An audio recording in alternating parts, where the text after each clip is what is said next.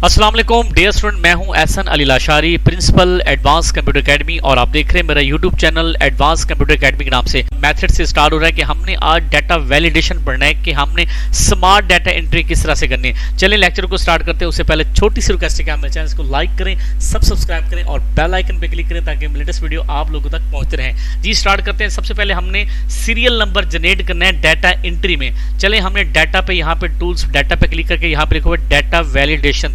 जैसे data validations पे आप क्लिक करेंगे, यहाँ पे देखिए लिखा हुआ है एनी वैल्यूज को आप यहाँ पे डॉट्स पे क्लिक करके जब आप किसकी लिस्ट निकल आए तो यहाँ से आपने लिस्ट के साइन पे क्लिक करके शोर पे आप लिखना है 1, उसके बाद कॉमा 2, कॉमा 3, 4, 5, 6, साथ में कॉमा भी लगाने आता है 7, 8, 9, 10, 11, 12। जी स्टूडेंट्स, आप यहाँ से 1 से लेकर 100 तक आप अपने सीरियल जनरेट कर सकते हैं। उसके बाद आप ओके लगाएं। देखिए स्टूडेंट, यहाँ पे जब आप देखते हैं छोटा सा फिल्टर एक्टिव हो जाता है। जी हाँ, डाटा वैलिडेशंस का एक स्टाइल यहाँ पे एक्टिव हो गया। इसके बाद आप इसको कोने से पकड़ के सारे कॉलम में ड्राइव करें ताकि एक एक पे आपको डाटा वैलिडेशंस और एक एक पे आपको सीरियल नंबर लिखने की जरूरत ना पड़े। उसके बाद हम चलते हैं आइटम नेम्स। हमारे आइटम्स कौन से हैं, फिर दोबारा वहीं चलेंगे डाटा एंट्री पे, डाटा वैलिडेशंस पे क्लिक करके हमने यहां से जाके लिस्ट को एक्टिव करना है। शोर पे मैं लिखता हूं हार्ड डिस्क, उसके बाद आप लगा कॉमा लगा दें, उसके बाद सीपीयू, उसके बाद कॉमा लगा दें आप एलसीडी, उसके बाद कॉमा लगा दें, उसके बाद लिखते हैं की, उसके बाद आप यहाँ पे कॉमा लगा दें। आप लगाना चाहते हैं पावर केबल, उसके बाद आप कॉमा लगाएं। आप लिखना चाहते हैं यहाँ पे एनीवंस, कोई भी आपके पास प्रोडक्ट है आप लिख सकते हैं USB। जी हाँ स्टूडेंट्स, आपने जितनी भी प्रोडक्ट लिखने हैं उसके साथ साथ कॉमा ऐड करने कि आपने बिल्कुल नहीं भूलना कि आपने एक एक टूल्स के साथ कॉमा लाजमी लगाना है। चलें ओके करें। देखिए यहाँ पे हमारे पास फिल्टर एक्टिव हो गया है। आप इस फिल्टर को जब आप ड्राइव करेंगे तो सारे कॉलम्स में आपके फिल्टर एक्टिव हो जाएंगे। उसके बाद स्टूडेंट क्वांटिटी होती है। क्वांटिटी कहते हैं तादाद को। आपने तादाद कौन सी, बाद लोग इस तरह से मेथड करते हैं। मैं एक्सेल की अपने जो वर्कशीट के बाहर लिखता हूँ 1, उसके बाद 1 को रेंज में लेके जब आप कंट्रोल दबा के ड्राइव करते हैं तो इसमें सीरियल जनरेट हो जाते हैं। देखिए क्वांटिटी में यहाँ पे मैं लिखना चाहता हूँ, जैसे मिसाल के तौर पर डाटा एंट्री पे जाके आप डाटा वैलिडेशंस पे ले जाएं। यहाँ पे फिर वही मेथड आपने लिस्ट को खोलना है, शोर करें। उसके बाद ये जो आपके पास लिस्ट है, आप इस तरह से भी आप लिस्ट को रेंज में ले सकते हैं। उसके बाद ओके कर दें। तो देखिए स्टूडेंट, यहाँ पे जब आप देखिए फिल्टर भी एक्टिव हो गया और इसके अंदर जितनी भी आपके पास सीरियल नंबर हैं वो भी ऐड हो चुके हैं। इस टूल्स को इस्तेमाल करने से बेहतर थोड़ी सी इन्फॉर्मेशन बताऊं कि अगर आप यहाँ से ये सीरियल नंबर डिलीट करते हैं तो यहाँ पे आपकी जो डाटा वैलिडेशन है वो भी आपकी यहाँ से डिलीट हो जाती है। इससे बेहतर है कि आप ऐसे मेथड को बिल्कुल इस्तेमाल ना करें। आप डाटा वैलिडेशन पे जाके आप एक एक वैल्यूज को लिखें ताकि उसको बाद में भी आप ऐड कर सकते हैं। अगर आप कहते हैं नहीं मैं इसको बाद में नहीं ऐड करना चाहता, तो ये जो आपका कॉलम n है आप इसको रेंज में लेके आपने इसको हाइड कर देते हैं ताकि वो आपका यहाँ पे नजर ना आए। फिर देखें आपके वो सारी के सारी लिस्ट यहाँ पे मौजूद हैं। अगर आपको दोबारा कभी वापस लाने हैं तो आपने L कॉलम और O को रेंज में लेके राइट क्लिक करके अनहाइड करेंगे तो देखिए वो आपका सीरियल नंबर दोबारा यहाँ पे शो हो गया। चले मैं इसको दोबारा हाइड करता हूँ यहाँ पे। जी स्टूडेंट, यहाँ पे उसके बाद रेट देखें, मैंने इसको जो क्वांटिटी है इसको भी मैं ड्राइव करता हूँ यहाँ तक। उसके बाद रेट होते हैं। रेट मैं अपनी तरफ से रेट लगाना चाहता हूँ। मिसाल के तौर पे मैंने ये जो प्रोडक्ट नेम है यहाँ पे इन सब के मैं रेट मुझे पता है कि मेरे 500 से स्टार्ट होते हैं। चलिए आपने रेट के बॉक्स पे क्लिक करके डाटा पे जाके डाटा वैलिडेशन पे चले जाएं।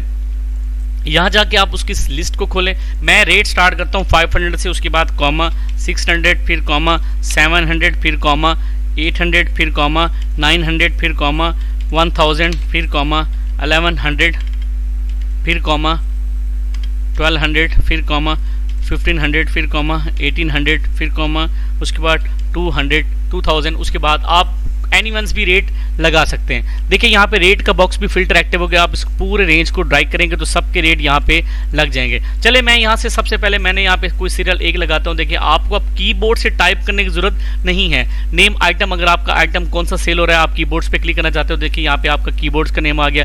आप क्वांटिटी लिखना चाहते हैं, देखिए क्वांटिटी आपकी कितनी है, 10 है, 12 है, 9 है, आप 10 रेंज मिले। उसके बाद रेट आप लगाना है। यहाँ पे देखिए मैं लगाता हूँ यहाँ पे 800।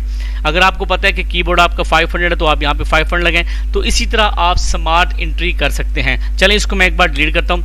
यहाँ पे मैंने टोटल अमाउंट्स लगानी है। मैंने टोटल अमाउंट सबकी निकालनी है। आपने इक्वल का साइन लगाना है। सबसे पहले आप क्वांटिटी को रेंज मिलेंगे, उसके बाद आप ज़रब लगाएंगे रेट से। जी हाँ स्टूडेंट्स, आपने क्वांटिटी को ज़रब देना है रेट से, उसके बाद जब एंटर मारेंगे तो आपका भी जीरो बैलेंस आ रहा है। जैसे आप यहाँ पे सीरियल नंबर ऐड करते हैं, जैसे आपने 1 लगाया, आप लगाते हैं मैंने हार्ड डिस्क सेल करनी है। देखिए हार्ड डिस्क की जो रेट है, आपकी जो क्वांटिटी है, मिसाल के तौर पे आपने 12 हार्ड डिस्क सेल किए हैं, उसके बाद आप रेट लगाना चाहते हैं, आपकी जो हार्ड डिस्क का रेट है वो है 1500।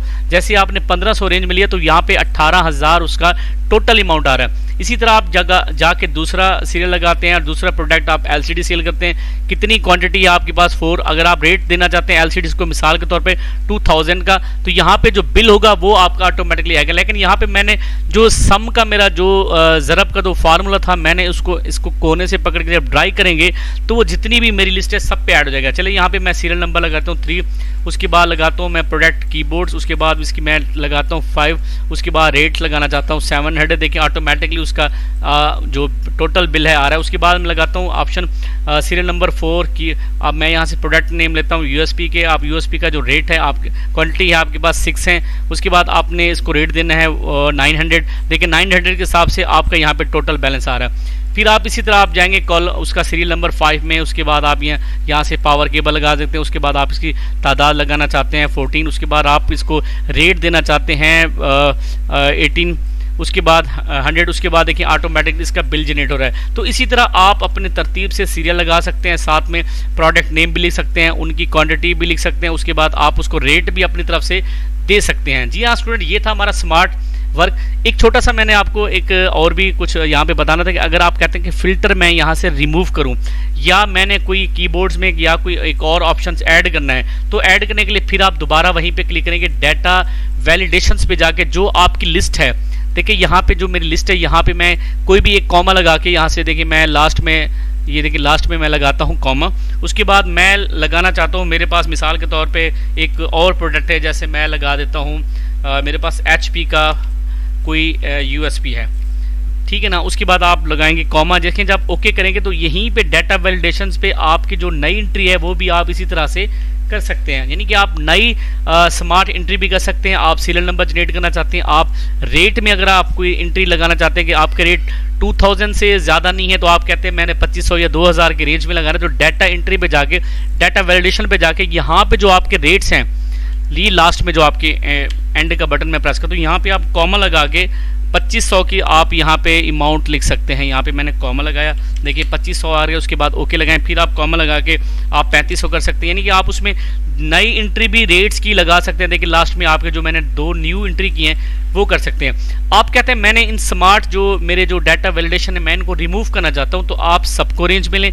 अगर आप इसको एक को रेंज में लेके फिर डाटा वैलिडेशन में जाके यहाँ से आप दोबारा खोलें, आप इसको क्लियर ऑल लगा दें। जैसे आप क्लियर ऑल लगाएंगे, ओके करेंगे, देखिए अब वो आपका फिल्टर वो है वहां से रिमूव हो गया।